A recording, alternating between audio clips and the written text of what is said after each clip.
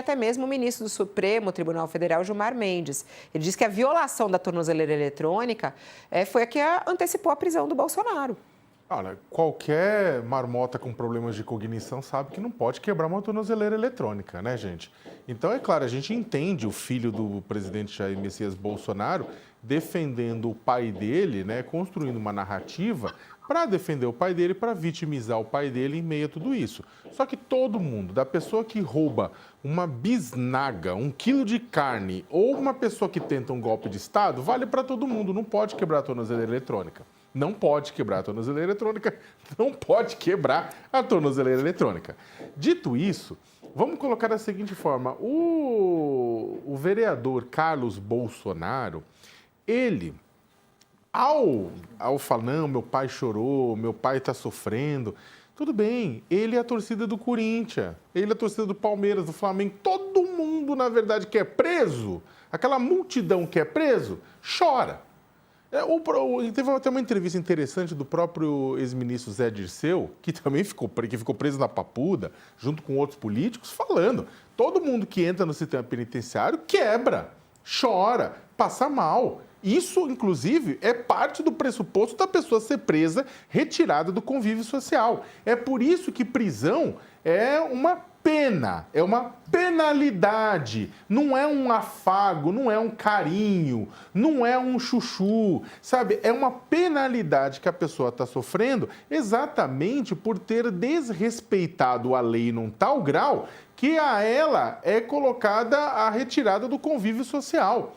E é isso que o ex-presidente Jair Messias Bolsonaro está sofrendo. E é isso que eu não estou entendendo, que o pessoal está falando assim, não, mas ele está sofrendo. Gente, ninguém está fazendo isso para ele sofrer, mas ele cometeu um crime e ele vai ter que pagar. Há 40 anos, o presidente, o Jair Bolsonaro, ele tem a sua cabeça com a mão passada. Quando o militar botou bomba, não aconteceu nada. Como o deputado xingava, dizia que as pessoas eram tão feias que ele mereciam ser estupradas, não aconteceu nada. Presidente, 710 mil mortos, não aconteceu nada. Começa a acontecer agora por tentativa de golpe de Estado e o pessoal acha um absurdo. Não é. É a lei sendo cumprida.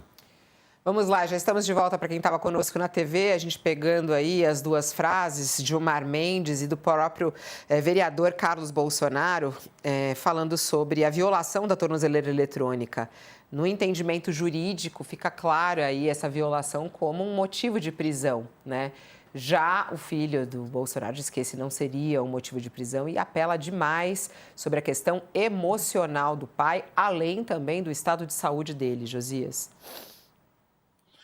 Deve-se assegurar ao Bolsonaro, Fabíola, toda a dignidade que ele sonegava aos brasileiros em atos, em declarações, né?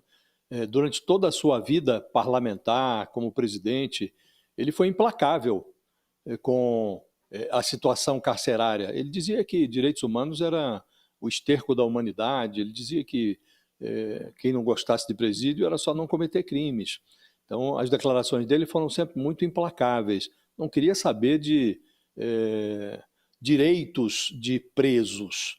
Ele agora está numa condição de preso. Ele cometeu crimes.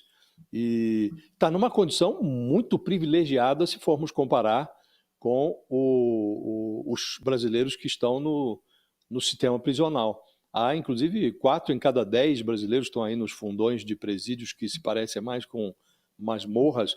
Não tem nem julgamento ainda, estão lá como presos provisórios. Ele já foi julgado, já foi condenado, o processo está transitando em julgado e teve o azar de ser pilhado num outro processo em que foi denunciado o filho e ganhou ali uma tornozeleira e foi para a prisão domiciliar. Evidentemente, quem está nessas condições não pode violar a tornozeleira. Mas o Bolsonaro, uma vez preso provisoriamente, daqui a pouco vai ser uma prisão definitiva, ele tem que sofrer mesmo. O sentido da prisão é impor suplícios a quem foi condenado para que aquela pessoa sinta o poder da lei e tenha a oportunidade de refletir sobre os equívocos, sobre os crimes, sobre os erros que cometeu.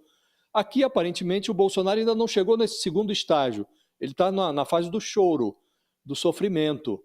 É parte do castigo. Espera-se que ele evolua para o reconhecimento de que não se portou adequadamente, para usar a expressão dele, não trafegou dentro das 4 linhas da Constituição. Se ele chegar a esse nível de discernimento, aí a pena terá surtido o seu efeito. Até aqui ainda não chegamos a esse estágio. Agora, é muito curioso o modo como o Carlos Bolsonaro fala sobre o sofrimento do pai. Ele também, muito implacável nas redes sociais, quando atacava pessoas, quando difundia informações falsas, durante a pandemia, quando falava contra vacinas. Ele nunca se preocupou com os direitos das pessoas, com a forma como tratava os brasileiros, né? Mas há certos traços familiares que são como sarampo, né? O jeito, quando criança, ele pega e fica marcado para toda a vida. E ele tem as marcas do pai. Ele começa a entrevista muito calminho, com uma voz pausada. À medida que vão surgindo as perguntas que o desagradam, aí ele sobe nas tamancas e diz: quer me deixar falar? Ele age com agressividade. E, como disse, é mais ou menos como o sarampo mesmo. O jeito tem quando criança e fica marcado para toda a vida. Ele tem características do pai. Então não se pode esperar que eles tenham compreensão sobre o sentido da lei e sobre o sentido de uma pena imposta a quem cometeu o crime. A pena é para isso mesmo. É para que a pessoa sofra, chore e reflita sobre os crimes que cometeu e, numa situação ideal, disso resultará o reconhecimento do crime cometido. Aí vem a ressocialização. Esse é o sentido do sistema prisional. A pessoa vai para lá para refletir sobre o que fez e sair de lá de bem com a sociedade. Espera-se que o Bolsonaro consiga atingir esse estágio, Fabiola. Falando, estava de uma maneira tão didática essa história que parecia castigo de criança, sabe? Aquela coisa, vai para o cantinho, é para chorar mesmo, para sentar, para refletir. É isso, né? Você errou. Essa é a ideia. A ideia é essa, né, da prisão. Bom, é isso, mas vamos lá.